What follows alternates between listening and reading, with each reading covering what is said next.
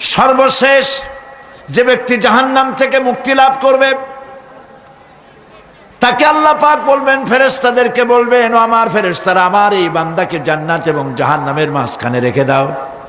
জান্নাত এবং জাহান্নামের মাঝখানে লোকটি যখন থাকার জায়গা পাবে, সে জান্নাতের দিকে তাকায়া দেখবে আর কাঁদতে থাকবে। আল্লাহ পাক জিজ্ঞেস করবেন, বান্দারে, যুগের পর যুগ ধরে জাহান্নামে কেঁদেছো, আমি রব্বুল আলামিন জাহান্নাম মাফ করে দিয়া জান্নাত জাহান্নামের মাঝখানে রেখে দিয়েছি, আযাব থেকে তো বেঁচে গেছো, এখন কান্দো কেন?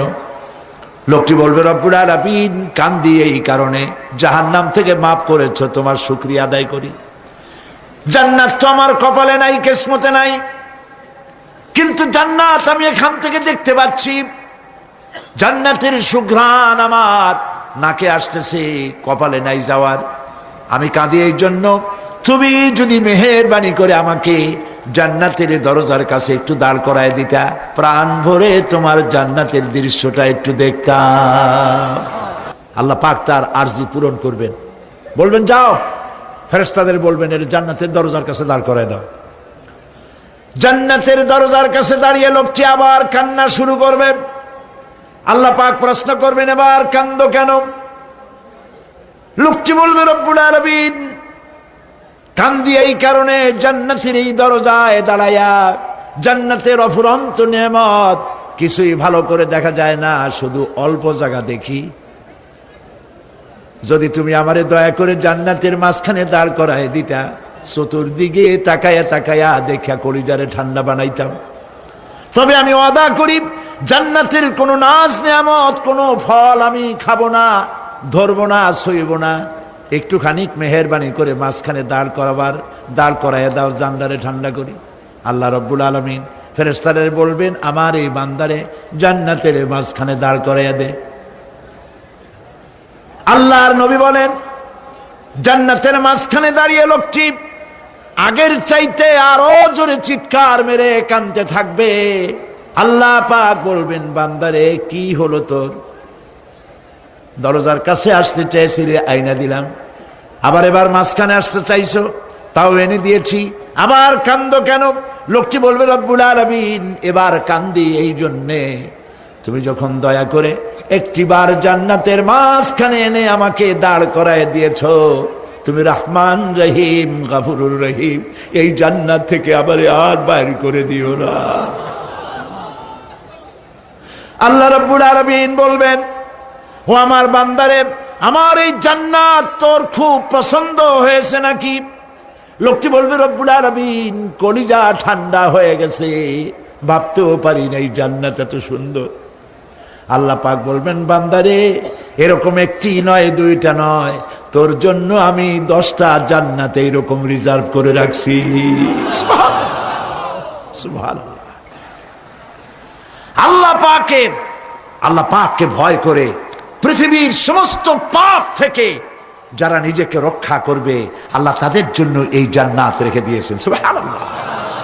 সেই জান্নাতের রিসিপশন আপনারা আন্দাজ করতে পারবেন না, রিসিপশন কারে কয়।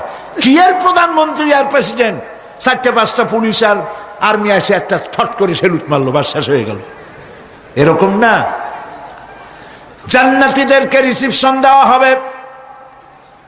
জান্নাতীরা যখন আল্লাহর হুকুমে জান্নাতের দিকে যেতে লাগবে, আর যখন জান্নাতের কাছে চলে যাবে, আল্লাহ রাব্বুল আলামিন শোনায় দিচ্ছেন, হাত্তা ইযা জাউহা ফুতিহাত আবওয়াবুহা ওয়া ক্বালা লাহুম খাজানাতুহা সালামুন আলাইকুম তিবতুম ফাদখুলুহা খালিদিন।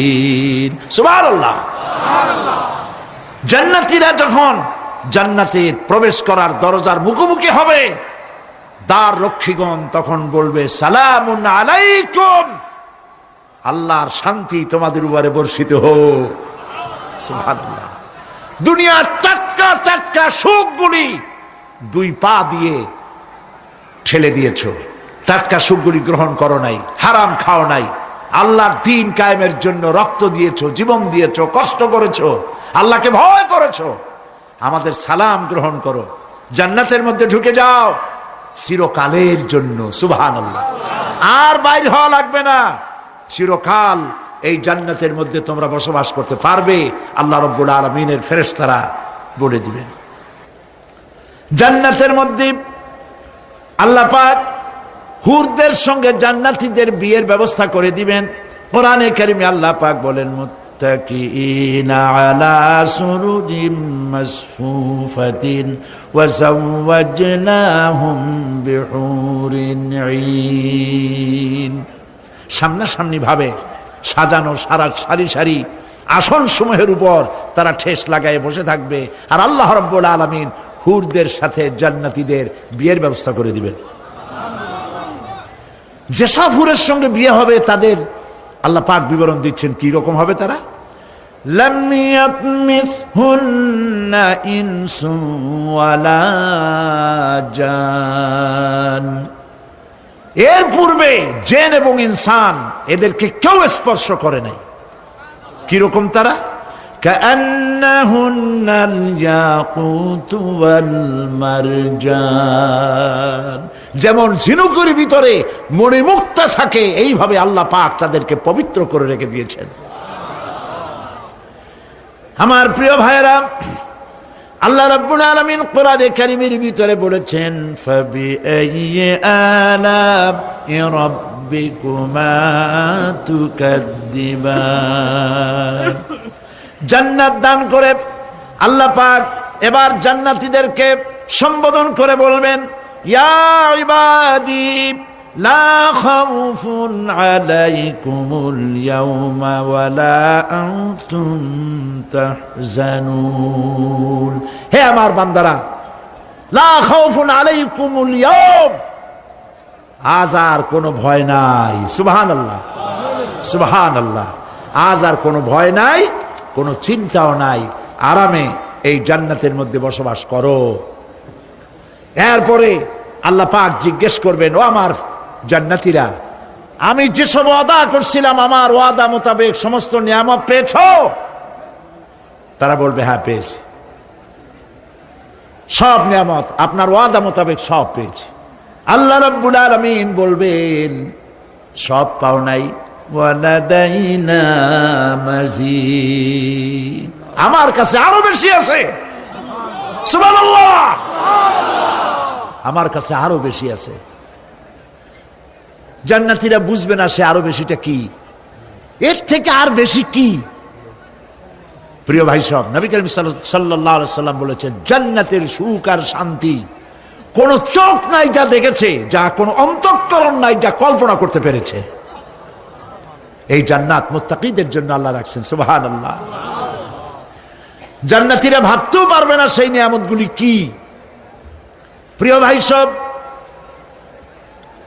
সেই মুহূর্তে আল্লাহর নবী মুহাম্মদ রাসূলুল্লাহ সাল্লাল্লাহু আলাইহি ওয়াসাল্লাম বলবেন, রব্বুল আলামিন, আমার উম্মতেরা জান্নাতীরা বুঝতে পারে নাই আপনার কাছে কি নিয়ামত আরো বেশি আছে। আমার এই উম্মতেরা জান্নাতীরা আপনার ওয়াদা মোতাবেক সব পেয়েছে, কিন্তু একটি জিনিস এখনো তাদের কিসমতে হয় নাই।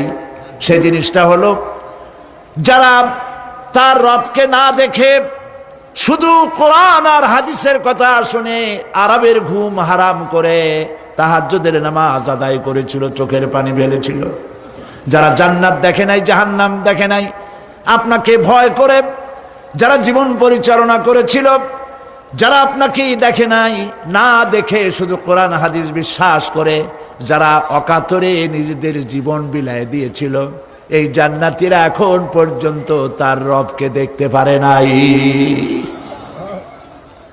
আল্লাহ রাব্বুল আলামিন তার সামনে থেকে ৭০,০০০ পর্দা সরে যাবে।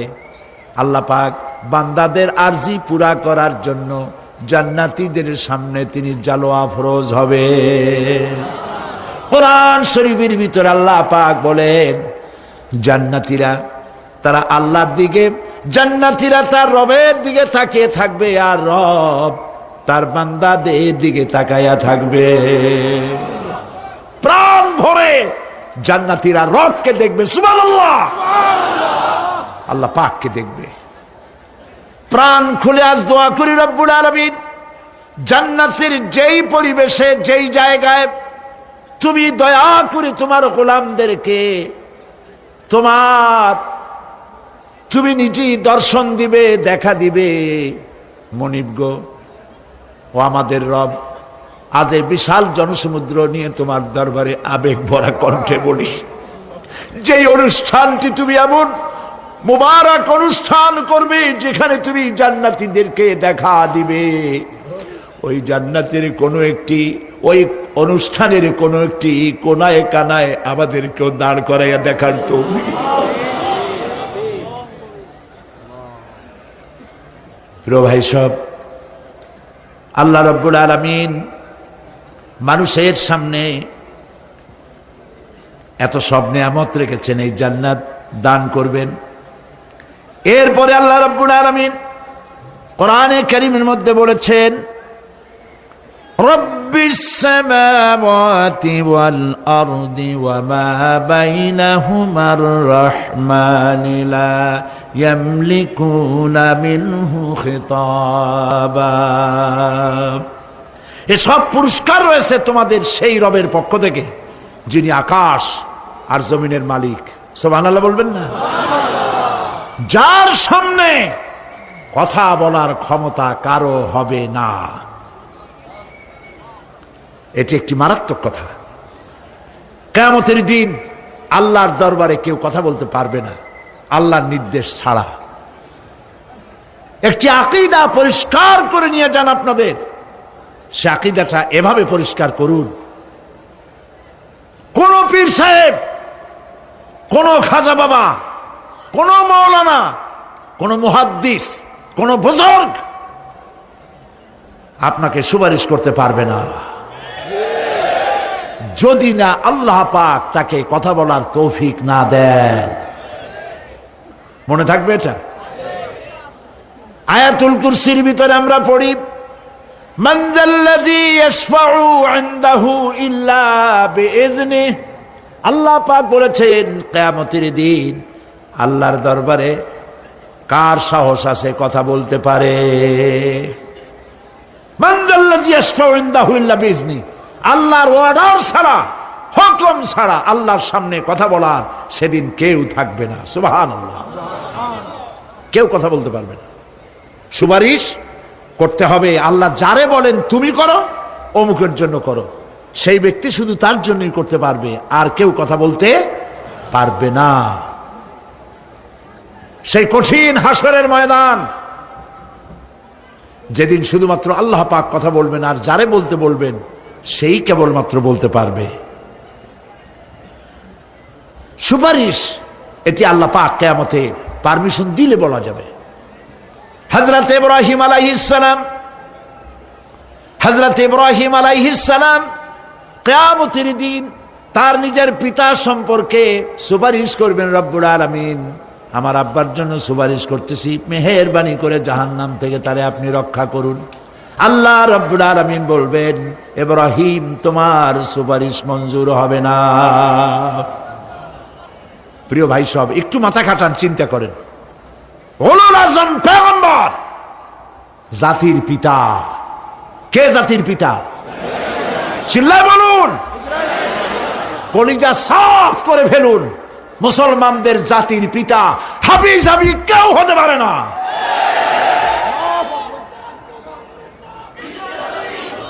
মিল্লাতা আবিকুম ইব্রাহিম। ইব্রাহিম আলাইহিস সালাম এই মিল্লাতের পিতা। সুবহানাল্লাহ। হযরত ইব্রাহিম আলাইহিস সালাম কিয়ামতের দিন বলবেন, আল্লাহ আমার আব্বার জন্য সুপারিশ করছি। আল্লাহ পাক বলবেন মঞ্জুর হবে না। আজর তোমার পিতা হতে পারে, কিন্তু আমার খলিলকে আগুনে ফেলার জন্য নমরুদকে সে সহযোগিতা করেছে, আমি তোমার পিতাকে ক্ষমা করব না। নবী করিম সাল্লাল্লাহু আলাইহি সাল্লামকে সাহাবায়ে কেরাম জিজ্ঞেস করেছেন, হে রাসূল আপনার আব্বা এবং আম্মার অবস্থা কি হবে? নবী করিম সাল্লাল্লাহু আলাইহি সাল্লাম কেঁদে ফেলেছেন, সব বলেছেন আমি তাদের কোনো উপকারে আসব না। আল্লাহু আকবার। আপনি মনে করছেন নাকি যে ইয়া নবী সালাম আলাইকা বলেই অমনি নবীর সুপারিশ পাবেন? এত সহজ। কতগুলা রসগোল্লা খাইলেন আর বড় একটা মিছিল করলেন আর অমনি চলে যাবেন? পৃথিবীর সব মানুষ, সাহাবায়ে কেরাম বাদ দেন, পৃথিবীর সমস্ত মানুষ একত্রিত হয়ে আবু তালেব রাসূলুল্লাহকে যে ভালোবেসেছেন, ওর 1000 ভাগের 1 ভাগও সারা দুনিয়ার মানুষ রাসূলুল্লাহকেই ভালোবাসতে পারবে? পারবে? নিজের ছেলে আলীকে, আলী রাদিয়াল্লাহু তাআলা আনহুকে আলাদায় বিছানায় শোয়াইয়া, ছোট্ট মানুষ হযরত আলী আলাদা জায়গায় রাখিয়া মুহাম্মদুর রাসূলুল্লাহ সাল্লাল্লাহু আলাইহি ওয়াসাল্লাম এতিম মানুষ, তারে কলিজার সাথে বুকের মধ্যে আশ্রয় দিয়ে আগলে রেখেছেন বুক ভরে। সেই আবু তালেব মৃত্যুর সময় নবী করিম সাল্লাল্লাহু আলাইহি ওয়াসাল্লাম বলেছিলেন, চাচা একটি বার আমার কানে তাওহীদের কালেমা শোনায় দেন। আবু তালেব, তার কিসমতে ছিল না কালেমা। মরে যাওয়ার পর একজন সাহাবী বলেছিলেন, ইয়া রাসূলুল্লাহ, মৃত্যুর সময় আবু তালেবের মুখ আমি নড়তে দেখেছি, তিনি কালেমা পড়েছেন সম্ভবত। রাসূলুল্লাহ সাফ বলেছেন, আমি শুনি নাই। এত ভালোবাসার পরেও হাদিস শরীফে এসেছে আবু তালেব জাহান্নামে যাবে। কোথায় যাবে? জাহান্নামে। সবচাইতে কম আযাব হবে কার? আবু তালেবের। কম আযাবটা কি? হাদিস শরীফে এসেছে কম আযাব হলো জাহান্নামের আগুন দিয়ে 1 জোড়া জুতা তৈরি করে আবু তালেবের পায়ে পরিয়ে দেওয়া হবে। সেই জাহান্নামের আগুনের তৈরি করা জুতার তাপে আবু তালেবের মাথার ঘিলুগুলো টকবক করে বউ পড়তে লাগবে। এত ভালোবেসে যদি কিয়ামতে উপায় না হয়, আপনি ইয়া নবী সালাম আলাইকা, ইয়া রাসূল সালাম আলাইকা, আর কতগুলা জিলাপি খাইলেন, বড় একটা মিছিল করলেন। প্রিয় ভাই সব, এইসব বেদাত ছাড়ুন, এগুলি সুস্পষ্ট বিদআত। রাসূলুল্লাহকে ভালোবাসবেন, সাহাবীরা যেভাবে ভালোবেসেছেন ওইভাবে ভালোবাসবেন। আল্লাহ রাব্বুল আলামিন বলেন, যালিকাল ইয়াউমুল হক ফামান শাআ আত্তাখাযা ইলা রাব্বিহি মাআবা। এই দিনটি অবশ্যই আসবে, সেদিনটি নিশ্চিতভাবে আসবে। আর এখন যার ইচ্ছা সে তার রবের দিকে অগ্রসর হোক। ইন্না আনজারনাকুম আযাবান করিবান ইয়াওমা ইয়ানজুরুল মার'উ মা কদ্দামাত ইয়াদাহু ওয়া ইয়াকুলুল কাফিরু ইয়া লাইতানি কুনতু তুরাবা। ইন্না আনজারনাকুম আযাবান করিবা, খুব নিকটবর্তী একটি আযাব সম্পর্কে আমি তোমাদেরকে সতর্ক করে দিলাম। কে বলতেছেন? আল্লাহ পাক। লক্ষ্য করুন আল্লাহ কি বলছেন, খুব নিকটবর্তী একটি কঠিন শাস্তি, আযাব অর্থাৎ কিয়ামত, এ সম্পর্কে আমি তোমাদেরকে সতর্ক করে দিলাম। ইয়াউমা ইয়ানজুরুল মার'উ মা কদ্দামাত ইয়াদা, সেদিন প্রত্যেকটি লোক যা সে পাঠিয়ে দিয়েছিল এখানে, অর্থাৎ যা করেছিল সেগুলি সে দেখতে পাবে। আর তখন ওয়ায়াকুলুল কাফিরু ইয়া লাইতানি কুনতু তুরাবা। সেই কিয়ামতের ময়দানে অবস্থা দেখে কাফেররা বলবে, আহারে মানুষ না হইয়া যদি মাটি হইয়া যেতাম, যদি মাটি হতাম, যদি মানুষ না হয়ে না জন্মাতাম, আজ এই হাসরের ময়দানে এইখানে এই বিচারের মুখোমুখি হতাম না, মাটি হইলে বরং অনেক ভালো হতো। এই পৃথিবীতে আমরা এসেছি, চলে যাব, যাওয়ার আগে এই কোরআন একটি বিশাল জনগোষ্ঠী এমন বানাতে চেয়েছে যে জনগোষ্ঠী এই কোরআন দিয়ে একটি বিশাল সমাজ গড়বে, রাষ্ট্র গড়বে, এমন রাষ্ট্র গড়বে যেই রাষ্ট্রে দুঃখ থাকবে না, অশান্তি থাকবে না, যেখানে সুখ থাকবে, সমৃদ্ধি থাকবে, আর কিয়ামতের দিন আল্লাহর জান্নাতে তারা চলে যাবে। তেমন একটি সমাজকে আমরা চাই। সবাই বলেন সেরকম একটি সমাজকে আমরা চাই। প্রিয় ভাই সব, কিয়ামতের দিন আমরা যেতে চাই জান্নাতে। কোথায় যেতে চাই বলেন?